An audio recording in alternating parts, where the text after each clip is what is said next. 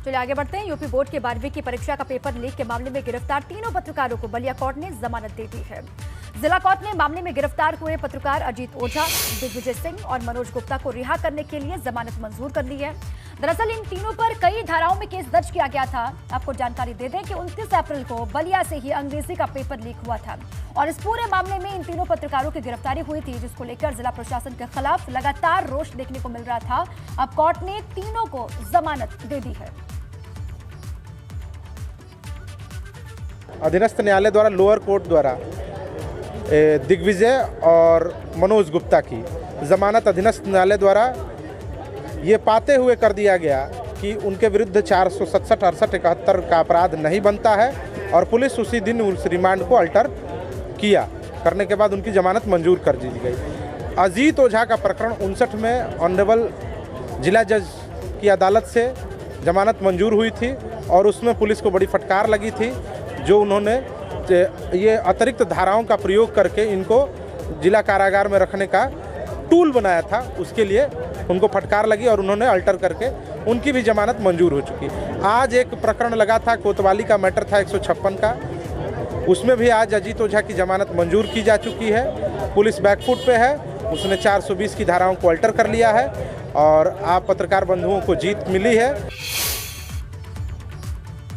आगे बढ़ते हैं। योगी सरकार के दूसरे कार्यकाल का 1 महीना पूरा हो गया है। पिछले महीने 25 मार्च को योगी आदित्यनाथ ने दूसरी दफा सीएम पद की शपथ ली थी। उनके साथ 18 कैबिनेट मंत्री, 14 राज्य मंत्री स्वतंत्र प्रभार और 20 राज्य मंत्रियों ने शपथ ली थी।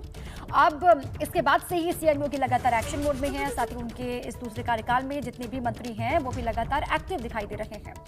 मुख्यमंत्री योगी आदित्यनाथ ने दोबारा सीएम बनने के बाद कई बड़े फैसले भी लिए, जिनमें जन कल्याण की भावना, अपराधियों और भ्रष्टाचार के खिलाफ जीरो टॉलरेंस की नीति की झलक साफ दिखाई दी। आपको बता दें कि अब से ठीक 1 महीने पहले यानी कि 25 मार्च को सीएम योगी ने दोबारा सीएम पद की शपथ लेकर इतिहास रच दिया था, क्योंकि ऐसा पहली मर्तबा हुआ था जब 37 साल में यूपी में फिर से कोई सरकार रिपीट हुई हो। यह आजादी के बाद पहली दफा देखने को मिला था जब कोई मुख्यमंत्री अपना कार्यकाल पूरा करने के बाद दोबारा से मुख्यमंत्री बना हो।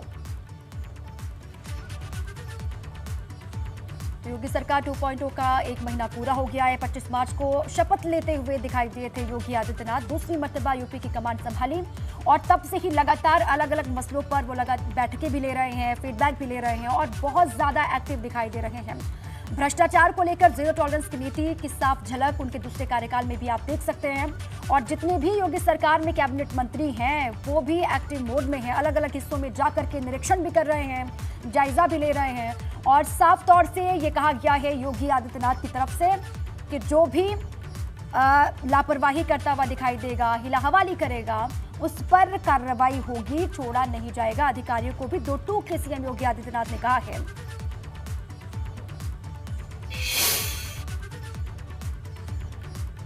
आगे बढ़ते हैं। खबर लखनऊ से है, जिसने सियासी गलियारे में गर्माहट पैदा कर दी है। दरअसल एक तस्वीर सामने आ रही है जिसमें योगी सरकार में मत्स्य विभाग के मंत्री डॉक्टर संजय निषाद नजर आ रहे हैं, लेकिन उनके साथ उनके बेटे प्रवीण निषाद भी नजर आ रहे हैं, जो सांसद हैं, जिसको लेकर कई सवाल खड़े हो रहे हैं कि आखिर किस हक से मत्स्य विभाग की मीटिंग का हिस्सा बन रहे हैं प्रवीण निषाद।